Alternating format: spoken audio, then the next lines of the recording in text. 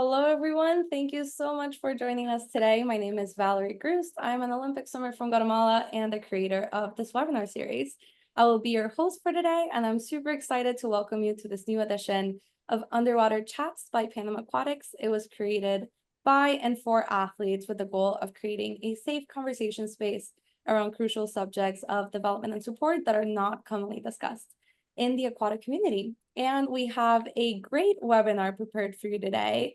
Right as the Olympics are going on, the hidden sides of aquatics training. So I'm excited to talk to this amazing panel, especially as the Olympics are starting. I feel like, every 4 years, everyone's so excited and we see the glitz and the glamour and the best, and, we see the shiny part of sport. So I think it's very, very fitting that we're talking about this really important topic today, right? As to what really goes into training for aquatics at a really elite level. So I am thrilled to welcome our panelists. First, we have Erin Scannell, a diver from the US. Hi, Erin.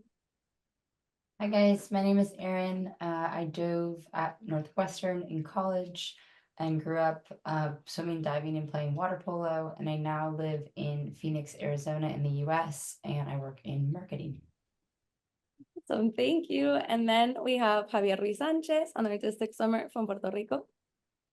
Hi everyone, my name is Javier. I'm from Puerto Rico. Just recently retired last summer. I'm currently living in Washington, D.C. I work in the healthcare department industry, and I'm super excited to be here today. So thank you so much. Awesome. Thank you, Javi. And last but definitely not least, we have a new panelist joining us today, Dylan Gravely, an open water swimmer from the US. Welcome, Dylan. Hello, everyone. I'm Dylan Gravely. I'm an open water swimmer for the United States. I'm attending ASU right now, Arizona State University, where I'm also swimming and hoping to graduate with a sports business degree. Awesome. Well, best of luck. And no, this is such a fun panel. I'm so excited. I feel like all of you bring such a different, perspective to the table. So I'm really excited to jump into our conversation. And before we do that, I want to remind our audience to submit your Q&A, questions that you have for us at the end. There's a Q&A section in the Zoom right at the bottom of your screen. So be sure at any point during the webinar, feel free to submit that. So with that, I want to get us started with, a general question for each of you. If you could share a little bit about, what is one thing that throughout your career, you definitely look back, or a current athlete, you're like, oh, wait, people really don't realize this about my sport and about what I deal with on a day-to-day basis. I don't know who wants to get us started with that one. I'll go first. I think in artistic swimming, formerly known as synchronized swimming, I think a lot of people truly think that we are touching the bottom the entire time. And little do they know we're not. And I know it sounds very like for us athletes that are in the aquatics, we're like, no, they don't touch the bottom. But for a lot of people, they truly believe we're touching the bottom. And I don't think people understand that a 3-minute routine, 4-minute routine takes forever to actually get synchronized. So we practice 8 hours a day and we have an hour lunch. The rest of the time you are at the pool for those 7 hours. And when you're in the water, you're not touching the bottom. Like you are either doing egg beater or you're doing upside down, you're in a vertical position. And I think deep down, people don't really understand how hard it is, not just mentally, but physically demanding, because they just see like the competition, 3 minutes, it's beautiful, no one's out of breath, or like you're faking that you're not out of breath, trying to survive. But deep down, it's like, it's scary at times, and it takes a lot of like strength physically and mentally to be able to get through 7 hours of a workout where you are pushing yourself to the next level at all times. Yeah, absolutely. I still don't know how you guys do it. Like, I'm still trying to figure out what the secret is. No, you guys are amazing. I don't know, Dylan, Erin, what about you guys? I think with diving, I think people think that diving comes like naturally or easy to divers. That's kind of like the preconceived notion that I think we get a lot. Like, I don't think that there's like specifically supposed to be beef between swimmers and divers, but there's always this beef that like swimmers are doing, like their practices are harder than divers, and um I think that they're just very different sports. Like swimming, your like physical exertion is completely different than diving. Diving is a very like dynamic sport. It's a very explosive sport, and it takes a lot of coordination and just like mental acuity. So I think that's something that people are like, oh, you make it look so easy, it's so easy, where really what you don't see is a lot of, coming up on the Olympics, like a lot of these people that have been doing these dives have been training since they were 6 years old and have been doing a lot of these dives or different forms of these dives since, probably their teens. And so they've been working on them for probably close to a decade, if not longer. So the coordination, a lot of people think that divers are just like naturally coordinated. Some of them are, some of them aren't. I think it depends. A lot of divers are retired gymnasts or like retired from other acrobatic sports, lots of trampolinists, lots of gymnasts, because you have that like body awareness, but like divers build body awareness just like any other athlete builds any other skill. Yeah, and I think the perfect example of that is the most humbling moment in my athletic career was when Aaron and the other divers at Northwestern came to do dry land for the swimmers one day, and they were like, we're gonna show you, what it takes. And that was like basics for them. It was like their warm-up. I couldn't walk for 2 days. Like that's literally a perfect example, like totally different preparation, different sport, major respect for both sports for sure. And what about you, Dylan? You have an interesting combination. You are a swimmer, an open water swimmer, so I'm really curious as to how that works. Right. So, in doing like kind of both of those sports, I come into contact with a lot of people that are kind of like on the opposite side of the spectrum. So like, collegiate, typically you find that 50 freestylers are very sought after. So there's a very high percentage of people in collegiate that sprint.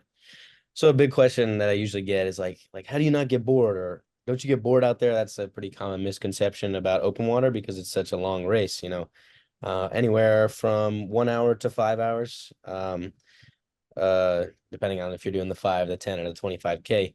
And truthfully, I think a lot of open water swimmers can attest to this, is that there's never a moment where you're bored out there. Unless if you've been like completely dropped from the pack and you're in last place, like way off the tail end there. It's like it's such a dynamic sport. There's people running into you. You're constantly trying to see what's happening at the front of the pack so that you can make sure that you're staying with them.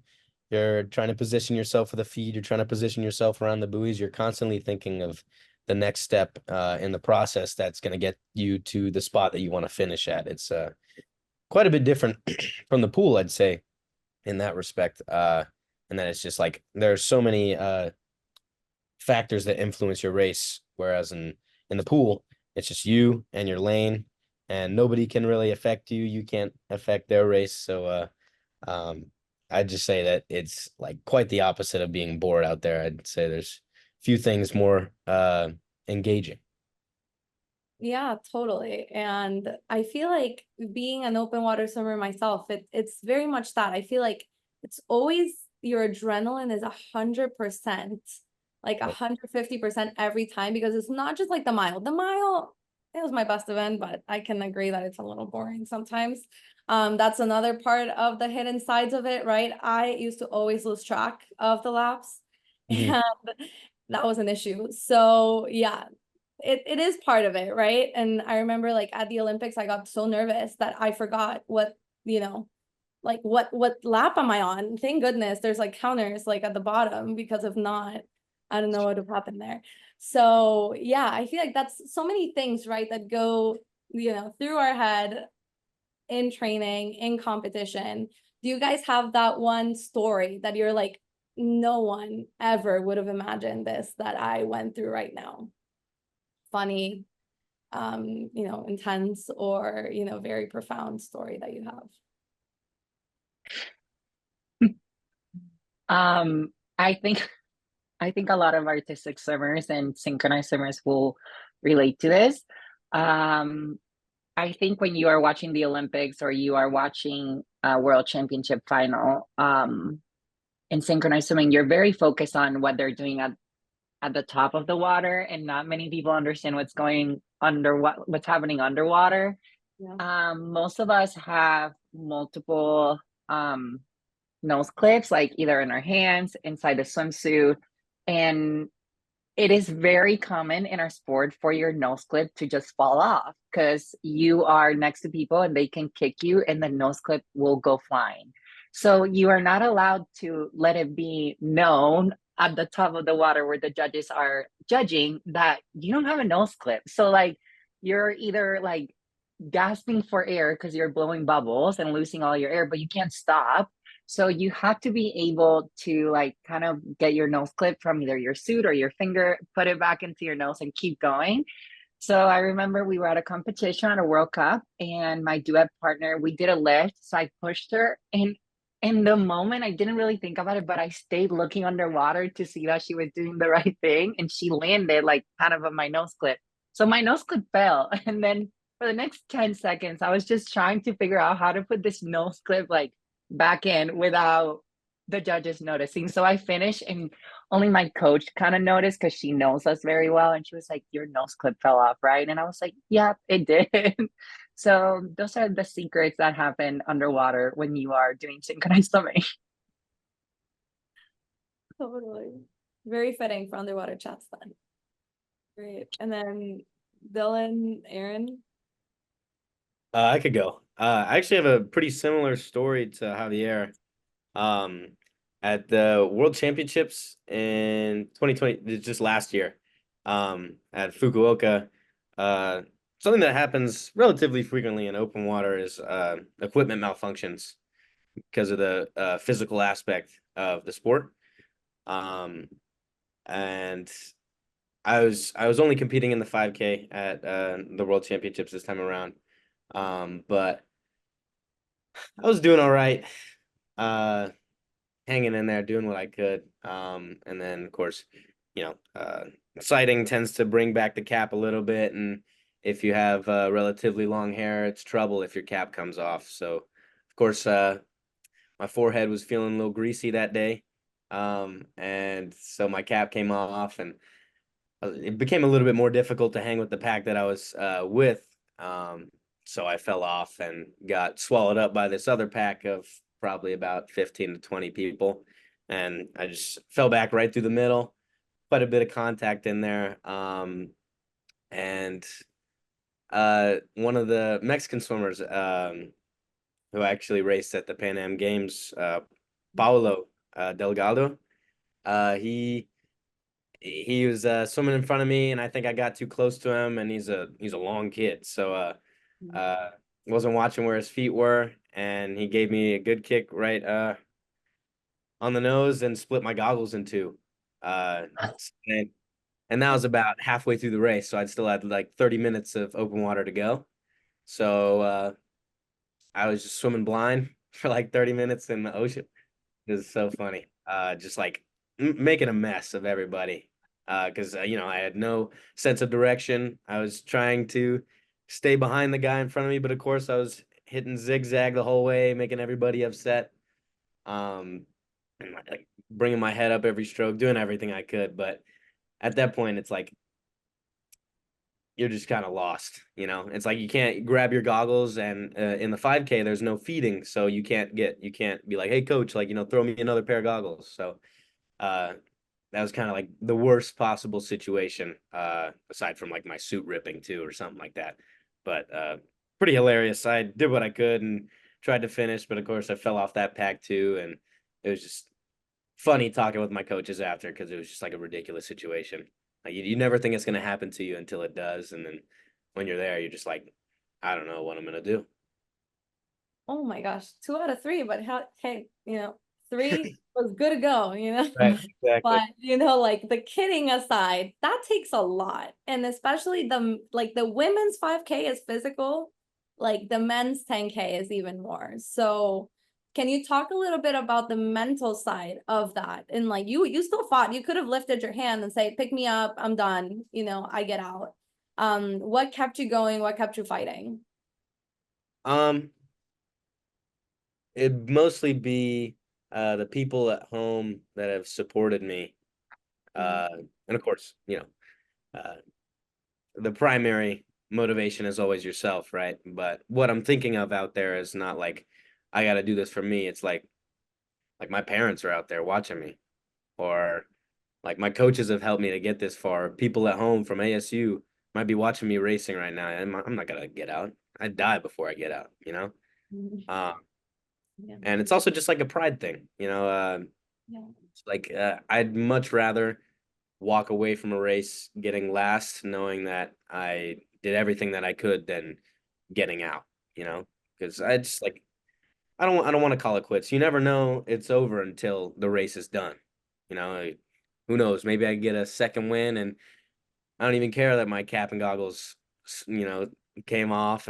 But who knows? You know, it's like it's never a sure thing until you've exhausted every single option that you can. And of course, all the training that goes into it.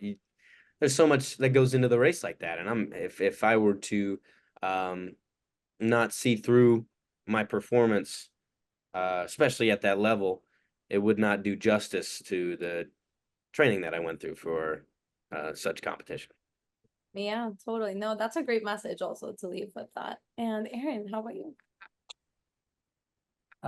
My diving stories are a lot less funny. I'll just say that. Um, there's always some drama with the board. Like, so, luckily, most of it, my drama with the board or platform was in practice, but one thing that happens when you're practicing like tower or platform is like there's certain platforms that are like directly above or below other platforms. So you have someone like on a mic that calls like which platform is going to go so that you literally don't land on top of each other. Well, my coach wasn't like paying total attention and called two platforms at the same time that were directly above each other. And we both went on at the same time. And someone landed, like did their dive literally on top of me, like dove onto me. Um, it wasn't like like it wasn't, we were both okay. That needs to be said. We were both fine. It was one of those things that like I can't remember if I like moved out of the way or like he was more hurt than I was because because of the way that we landed. Like I think he landed on his feet, which was better than his hands, and like I was like kind of swimming away, so he didn't land like totally like on top of me. But it was definitely like a we should not have been called at the same time, or like maybe one of us went when we shouldn't have. I don't remember, but we definitely like landed on top of each other. Like he landed on top of me, who was already in the water, which is not good, obviously. Oh my, that's scary. That's That very is scary. Yeah, and like I feel I mean, he was at 5 meters, I was at 1, so he's hitting the water at probably like 20 or 30 miles an hour on top of me, who's just like I'm essentially just a duck in the water at that point. oh my, that's even just like hitting the water at that speed hurts. I can't imagine. Yeah, just like there being a human there when you get there, that would really suck. Human too, the human being down there too. Oh my gosh. Yeah. And can you talk to us a little bit? And I've always been curious about this question for divers. You guys have a lot, like swimmers and artistic swimmers and open water swimmers and other disciplines also have this, like video footage incorporated into practices, but you guys Yeah. have it like constantly on, right? Like it's Yeah. staple in your training. Can you talk a little bit about how that works and, the mental aspect also of like not only being very aware of what your body is doing, but also having that feedback constantly? Yeah, so it's kind of interesting because like you sometimes you think your body is doing something that it's not, or it is doing something that you can't feel, which is very strange, obviously. Like something that I struggled with was like my feet were always apart, but they felt like they were together. Like I would have bet $500,000 that my feet were together. like my coach and I used to play this game, like where you freak together, and I would say yes, and then like I would go look at the video, and it would be my feet would be apart. So it's just like kind of like a feedback loop of like you can like you're trying to identify like what you're feeling and what your body is doing, and then what you're actually doing are like two very different things.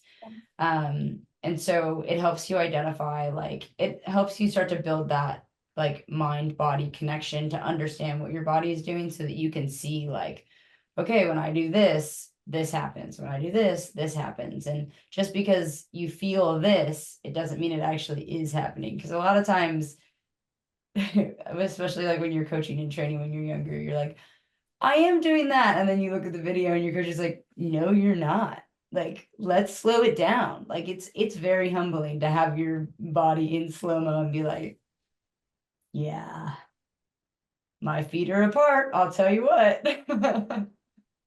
Yeah, so and I feel like even sometimes we don't have that video right away, right? And sometimes Yeah. we are in that mindset of I was doing that. I am doing, what I need to do. And I feel like in that way, artistic swimming slash open water is similar in that you have this awareness of not only speed, but also dimension in the water. I know divers for you guys, it's a little different because it's more in the air. Yes, there's the aquatic part of it, which also has its science to it. You guys tried to explain it to me once, and I'm still like trying to figure it out. But I feel like, how do you guys think of this, Dylan and Javi, like having that feedback of, watching tape, learning from it, and also the attitude part that Aaron is mentioning, right? Kind of like, I feel like Aaron's one of the most positive, athletes that I've encountered. Is that she's like, yep, yeah, I was doing that, and she fixes that. But how do you keep that mindset, and what would you guys how would you guys speak to that? I think for us in artistic swimming, much more like Aaron, it's not necessarily how you feel, it's how you look. And that's something very hard to kind of understand when you are starting off and then during practice, because like Aaron said, you might feel like you are doing something perfectly right, but you don't look like you're doing this perfectly right. So I think that's why our practices, in fact, are so long. We do use video like analysis after, like they record probably the entire practice.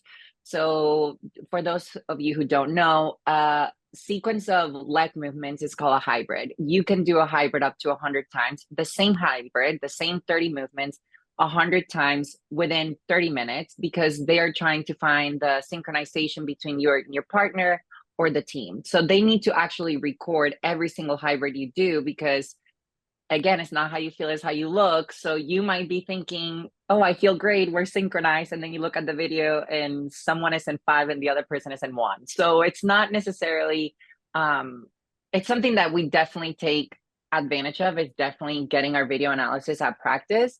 And I think that's why practice takes so long. But just like Aaron said, I think it's very humbling when you're proven wrong, because I think us athletes, we are kind of very we have pride in what we do. And I have been in situations where I'm like, that was a 10 out of 10, I did it perfect, and I look at the video, I'm like, wow, I was the one that made the error, thanks to me we have to redo it. So yeah, I think it's very humbling. Yeah, totally. And Dylan, how about you? Um, Truthfully, well, at least in pool swimming for the most part, we don't use video review as much, especially like as like distance swimmers, sprinters. You see a little bit more of that kind of stuff because typically the practice can be centered around like one get out swim, and so it's like pretty easy to film that. But with distance swimmers, we just do a lot more, and it'd take a long while to film what we're doing. Of course, we only have one coach, and typically we're like at the middle of the pool. But probably one of my favorite things to do just in general is to watch open water races as much as I can. Um, Whether I'm in them or I'm not in them, there's always something that you can learn, not only from watching back videos of yourself, but watching videos of other people. Um, I've been in the sport for a little while, but I'm still not even close to the best. And the great thing about having those kind of they archive the streams for these open water events, the cups, the world championships sometimes, and especially the domestic events for United States as well. Um, there's something you can learn from everybody. You watch the races of Gregorio Paltrinieri, Domenico Atorenza, Florian Wellbrock, all those guys. They're showing you how to do it, and it's like it's free knowledge, and I think that's something that's very valuable. And also, watching back videos of yourself, I think, is great as well because typically, I think all athletes can attest to this, that you get lost in the flow state, especially when you're in competition as well. And it's all driven off of instinct, and you may not remember exactly what you did or how your technique was. And to be able to watch it back like that is something that I think is also very valuable because there are pieces that you might be missing in just remembrance from your race or your performance or your dive. But yeah, I mean, it's just it's one of my favorite things to do is to watch it back because you can't have too much knowledge as an athlete.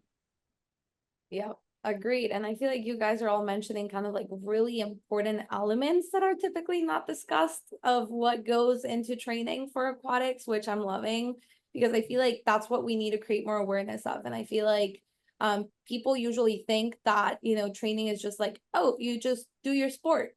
Like if you're a diver, you just do dives. And if you're a swimmer, you just swim. And if you're an artistic swimmer, you just do crazy things in the water and you go, right? There's not a lot of like understanding, even like kids that are starting in the sport and even people that have been in it for a lot of, years of what are other things that are needed, right? And that goes into what you guys are saying, like video, of training, analyzing yourself and what you're doing, your technique, looking at videos of other, great, athletes in your sport. There's also a lot of different things that go into it. Like I know divers have separate training, like skills training.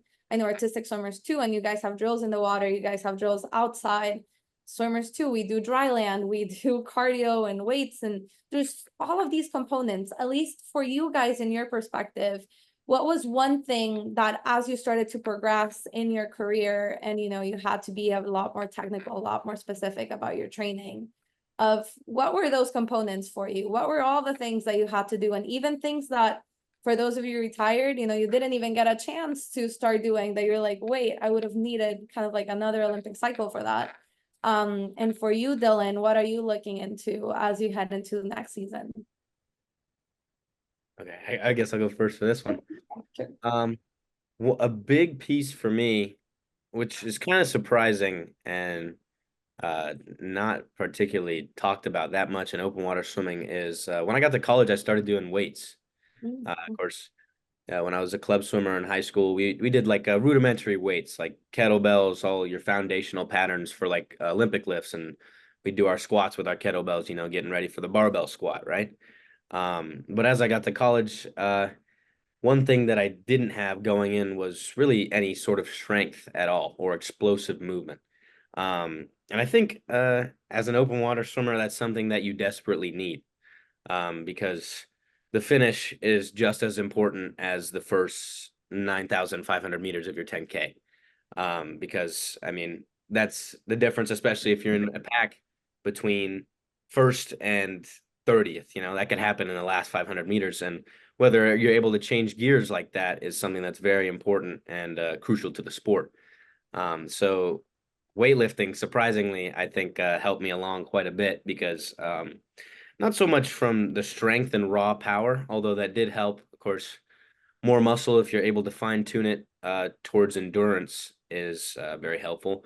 But just teaching myself these explosive movement patterns was something that allowed me to teach myself to be able to change gears in the water, which is something that you don't really think would translate very well. But truthfully, it does. And also, once I got to college, I started getting more race experience as well, which is also something that's very sought after in the sport of open water swimming. Truthfully, it's the driving factor behind growth is just getting more race experience because you'll ask any any person that's done open water swimming, the first time you don't really know what you're doing, and the next time it's sort of like logarithmic growth, really.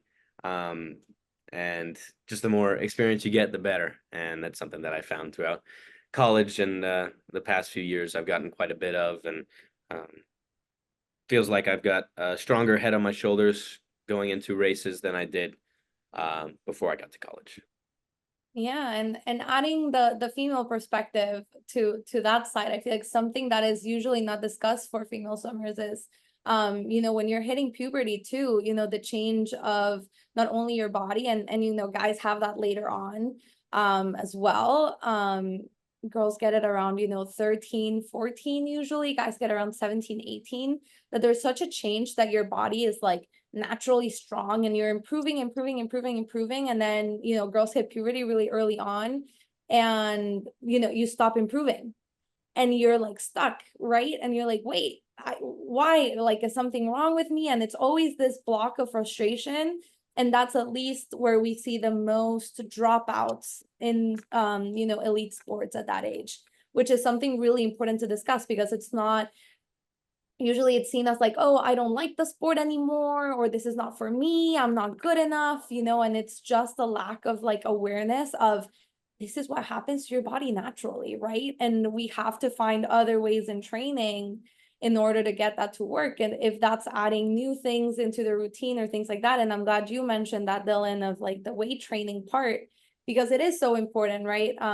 Obviously with growth and everything, there's, you know, levels of care that need to go into, you know, weightlifting and stuff, but there are important factors, especially for, you know, swimmers, at least that I can speak to personally, that you just hit a block and you don't improve anything for years, and you even get worse sometimes, which is very frustrating. And I feel like that's when I hope people are listening to this, because it is a really real part of it, and it's not that you're not good enough for that, you know, you're not capable to do your sport. It's just the way you're training and the way your body is changing a lot of the times has a lot to do with it. And even the transition from high school to college, your body is also going through changes right at that point, and you're changing environment, which is something that's usually also not discussed about training. Your training environment really does matter, right? And the things that you're doing, the people you're surrounded by. So wanted to pitch in on the swimmer perspective there. But you know, Javi, Aaron, how about you guys? I think, excuse me, I think for me, I kind of had two completely different trainings throughout my athletic career. For those of you who don't know, synchronized swimming, artistic swimming changed their like their system, the way they compete, exactly a year ago. So last year, January 1st, we had a completely new system. I think in the old system, and I'll talk this very briefly, in the old system, it was all about like flexibility and the wow factor, and like just kind of having like a wow moment when you were doing routine. So when you were training, it was all about flexibility, about making sure that you had amazing artistic impression. So the training was very different. It changed a lot when the new system started. And the reason why was because no one had done the new system. We did not know what worked and what didn't. So we kind of like were the first ones to figure it out. And you can definitely see the results, the difference in results of the countries from past world championships and Olympics to like this year. Like 4 years ago at the last Olympics, Ukraine was the silver medalist. This year, they did not make the Olympics. So, and it's because of the system. So I think before it was all about flexibility, that wow factor, like I said, and then it switched into you have to have a strong core. You need to be able to mentally know exactly what you're doing. And before in the old system, it was kind of like you could improv and they would not do like a deduction. What do I mean by that? If you messed up and you came up to breathe, the judges wouldn't know because they don't know what your routine actually looks like. In the new system, your coach has to do a coach's card, kind of like diving, and they show that to the judges. So when you're starting your routine, the judge is judging you based on what the coach's card says. So if you miss one movement in your hybrid in the middle of the routine, everything that you do while you're still underwater is a zero. So it changed from, okay, if you don't know something, don't stop, keep going, to you have to remember every single movement that you're doing in the routine. So that came, we had to go to the gym more. We had to build up our strength in our core. Like our core right now in artistic swimming is everything. We applied, we started seeing a therapist because it was like a sports psychologist, because it was very hard for us to transition from the old system to the new system, and how the rankings kind of changed for us. And then we learn in the new system that there's no right way to do it. So unlike swimming, that you might look at videos of Michael Phelps and be inspired, like, wow, he has a high elbow or a great catch. In synchronized swimming, there's no perfect way to do it, because what may work for me may not work for you, because I'm stronger in different ways than you are. So you kind of have to figure out your own way and your own journey on how to do things while still making it look the same on top of the water. So I think that's what our sport, that's where we are at with our sport. But definitely mental strength and going to the gym was a huge change into the new system. Yeah, totally. And a little, plug-in for that, Panama Aquatics just had a webinar on how to correctly declare a coach card. So for everyone wondering, so please go check it out. It's on our YouTube page. So awesome. Thank you for bringing that up. Yeah, it's crazy. Like a lot of new rules are happening. I know, same for open water. There were some changes not that long ago, but still pretty recent. Same for swimming, different strokes. I don't know, diving and other aquatic sports, how that is, but everything is always changing, and it's good to stay up to date with those things for sure. And Erin, how about you? What was your experience in that regard? Yeah, I'll probably echo what Dylan and Javi said, with a little bit of differentiation. The biggest thing for me as like going from a younger athlete to like high school sports and collegiate sports was probably weight training. I think when you're younger, it's important not to get too full-fledged into weight training like first thing. I think people think weight training, get under the bar, do all these things, but really like getting under the bar, like obviously talk to your coach, talk to your strength, professionals, but usually that comes later on, once you've developed a lot of the fundamentals of kind of like building general strength and all of those things and all those components. So when I was a high school athlete, I would do like a very basic like auxiliary lifting routine that was like, it was nothing crazy. It was just supplementing the rest of my training. Which was great. I mean, it was like nothing crazy, 30 to 45 minutes of very basic movements just to get kind of like the groundwork before, if you go into a collegiate program or something after, like you'll have more structure there, but then you go in with at least some experience so you can walk when you get there. um but with diving, there's a lot of out of water training just in general. There's a lot of dry land training. There's a lot of like tumbling and belts and there's boards that are not that don't even go into the water. There's a lot of gymnastics like things that you do out of the water, and then flexibility and mobility are huge for, I would say, any sport. I didn't realize the importance of mobility until I was pretty much done with my athletic career, but mobility is absolutely huge. Like I do it in my lifting routines now just to keep your body in it gives you the ability to prevent injury, and you just feel a lot better. So lots of things that go into diving outside of the water. Yeah, no, totally. And I feel like I want to discuss a little bit with you guys, kind of like exactly that, what goes in and out, but especially the mental side of things. And I feel like little is discussed about that as to, what really goes through your mind during practice, especially the hard practices. And I feel like that's what really differentiates, what it takes to get to the next level in aquatics. Can you guys speak a little bit to that? And, in your experience, what are some things you have to overcome or, self-talk strategies, you know, et cetera, that you consider to be like fundamental for that? I think when you get to a really high level of competition and you are all kind of like in the same line of anyone can win, I think the person that usually wins is the person that handles the pressure and the nerves better because it becomes a mind game, at least in my sport. So I think when we are having personally, when I was having really hard workouts, it was very hard for me, and I'll be very honest, to stay positive. I would think about the worst things. I would think about like, oh my God, I don't have air. How am I going to do this at the competition?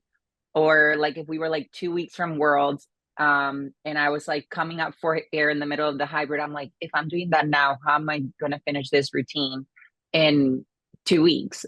And I think when I implemented my sports psychologist, my mentality truly changed because I didn't think about, I stayed in the now. I didn't think about the future. It was very much about what can I do right now to be better tomorrow. And that's how I attacked every competition after I started seeing my therapist.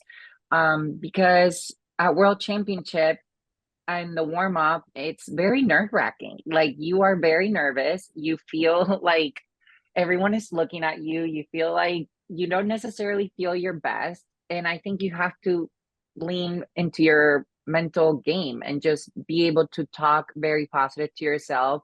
Know that it is, and I think for me, it was huge to know it is okay if I don't do well. I'm still going to go to the hotel. I'm still going to do dinner. I'm still going to talk to my family. Like, not my life is not going to change just because I have a quote unquote bad performance. It will be great if I have a great performance, but it's not going to change. It's just going to give me another medal, but my life is not necessarily going to change. And when I realized that, my career just went up from there because it was not a matter of I have to win this medal, I have to do it now. It was more about just enjoy the moment. You're already here, do what you can do, and you already put in the work. So it's a matter of what the judges think. Yeah, totally. And Dylan, Aaron, how about you guys? Yeah, I can bounce off of that.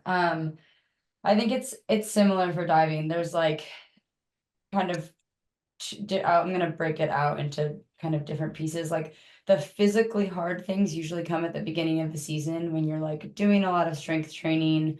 You're building, like you're kind of like building up to things as you go through. And then the back half of the season, I would say is more mentally challenging because you've built a lot of your strength, you've built a lot of your foundation. Usually dives that you're going to change, you've already changed, and now you're just like you're just fine tuning, right? And with diving, the challenge is always that there are so many things that can go wrong on a diving board. Like I don't have time to list them all, but like a competition could just swing so much that like someone who, is back to back to back champion of an event could like not even make the semi. Like it's a crazy swing because they just have a bad day.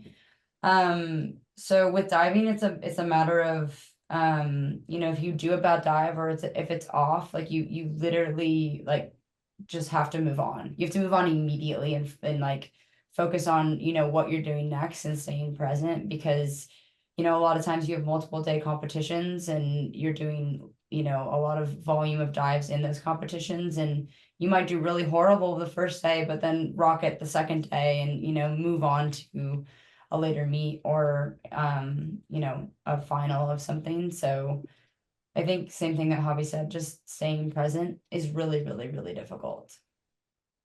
Yeah, I agree. And especially in a sport like diving. And I think we talked a little bit about this in our last underwater chats with Steven, who's a high diver too, right?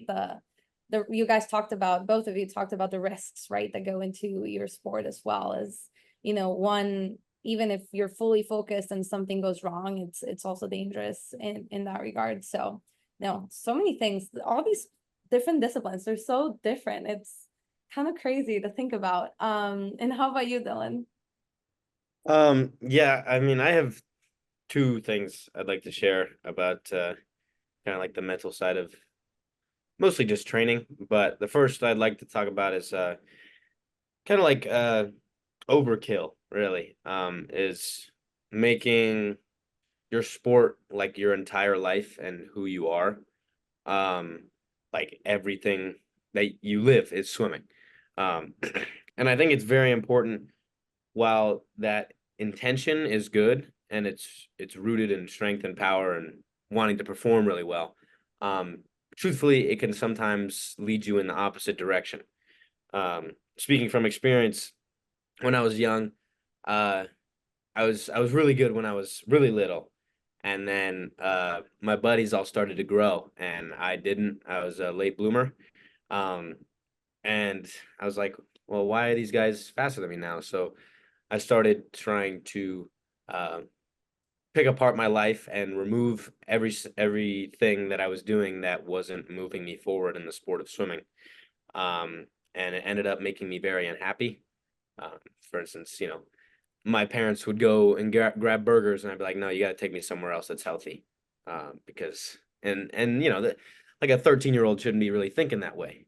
And of course, I'd go to bed at 8:30, and uh, I'm sure athletes can like speak to this, but the feeling that you get when you have an early practice the next day and you're fretting about how much sleep you're gonna get, and then you end up getting less sleep because of it.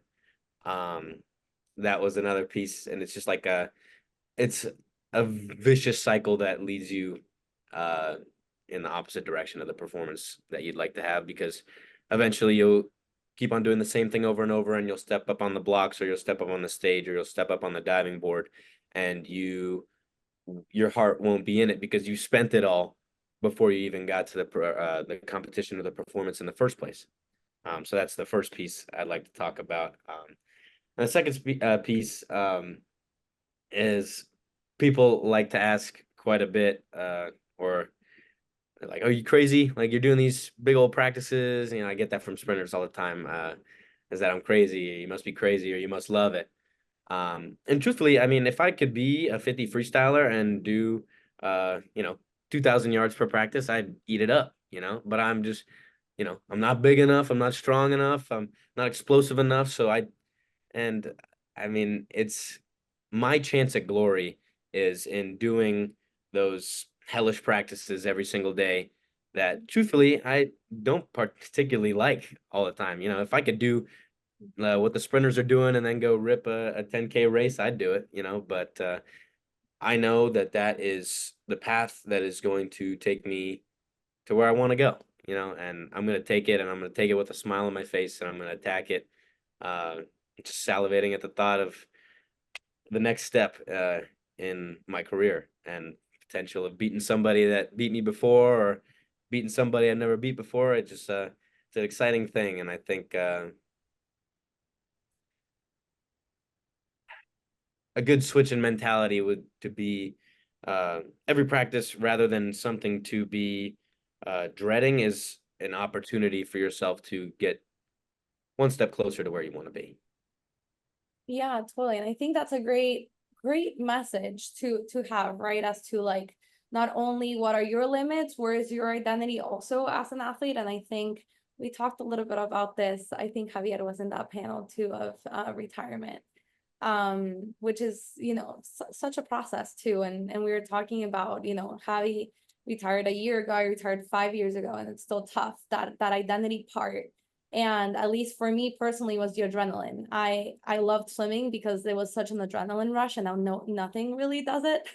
So it's like, oh wow, like really trying to find the things, like now maybe tennis, but like it's not the same thing, and it's really hard. It's not only your identity but also the things you enjoy in the day to day. So it is important early on in your career to start making those differences and being like, this is not everything I am. It's something I do, and it's something that I love, and that's awesome. But having that really early on, because I remember for me, at least, the hardest part was like, oh, I've always been Val the swimmer. And then what happens after Val the swimmer? Like, right? Like what's left? And there's so much left, right? And that's the fun part too. So with that, it actually, the last thing that you said about, what it takes in the training, it's actually the first question in our Q&A. So let's transition to that. So I'll open it up to anyone who wants to answer. And for those of you that are, logged on, feel free to log your questions. We've been getting a ton. My phone is like blowing up, so I'm trying to respond to all the questions as fast as possible. So we'll do our best. So the first one is, I've noticed a lot that not a lot of people are willing to go the lengths it takes to succeed. What is your best advice when you're one or two in a team that really want to do the extra work, but the others don't seem to want to do the same? I think I could take this one. Yeah. I think the most powerful thing that you can do is consistently lead by example. It's one thing to do something once and show people, hey, I'm doing a lot of work, look at me, But if you show up every single day for months on end, years on end, people who are completely oblivious will start to take notice, and start asking questions about themselves. Why am I not doing that? Or could I be doing that? Could that be the next step that I could take to make myself better? So I think a silent example and just doing what you came there to do, especially if you're getting a higher workload, I think that's the most effective way of communicating that to people, not by telling them, because some people don't want to hear that and they get offended. I'm not doing enough. You don't think I do enough, that kind of deal. So just doing your own thing and getting out there and strutting your stuff, I think is a very effective way of setting a great example as a leader. Yeah, and Yeah. I think it's cheesy to say, but actions speak louder than words always. And I mean, if you're driven by wanting to get better, and then people will notice. And I used to, when I swam in high school, I used to come early to practice or stay late to work on starts, because I was just really behind and needed to kind of catch up. And the first time I asked my coach, hey, can you work on starts with me after practice? And we would get the video out and we would do the whole thing. We would stay for 45 minutes. The first couple of times it was just me and her, and then fourth time, fifth time, sixth time, seventh time, eventually we had a group of 10 people that stayed to do starts after practice. And other people want to participate when you're doing something that's cool and makes you better. And sometimes they just need someone to start that trend. Yeah, totally. And actually, this one is for Javi. Someone is asking, I never thought that an artistic swimming practice would take 8 hours. How do you manage doing that intense of sessions? And that's very true. Every single day. How do you stay motivated? I think, at least for me, I knew I was gonna have, during 8 hours, so many things can happen, just being quite honest. You might have 1 hour of pure happiness, 1 hour of I want to get out of here, 1 hour of let's do this, and 1 hour of I hate the sport right now. So I think you again have to stay in the moment and you have to battle minute by minute. I truly, most of the time, I would say 90% of the time, I would never think about practice like, oh my God, I have an 8 hour practice. I just knew I had practice. I think you're so focused on trying to be a perfectionist and trying to get synchronized to the best of your ability and trying to talk with your coach about how to be better and communicate the way you're feeling and look on the video and doing it again because you're so motivated to just be better than you were before that you don't necessarily think at all times oh my God, it has been 5 hours already. So I think my biggest motivation during those times and during the hardest times was just taking a deep breath. And if I needed 5 minutes, I would tell my coach, hey, I truly need 5 minutes. I'm not in the mindset right now. Can I have a sip of water? Can I have a snack just to kind of refresh my mindset and then just attack it again? And I think every artistic swimmer goes through that. Every athlete in general goes through that. But definitely just staying in the moment. I think that's what helped me personally the best. Awesome. And then we have one for Dylan. How do you train for the physicality of open water? That's actually a funny question. Truthfully, it's not something that we do very often, for the most part. I mean, there are some schools of thought that say you could train open water in the pool. I mean, I think I saw a video of Marc-Antoine Olivier and Domenico Atienza doing like side by side swimming and uh, behind each other swimming in a pool. But that's typically not something that I do very often in training.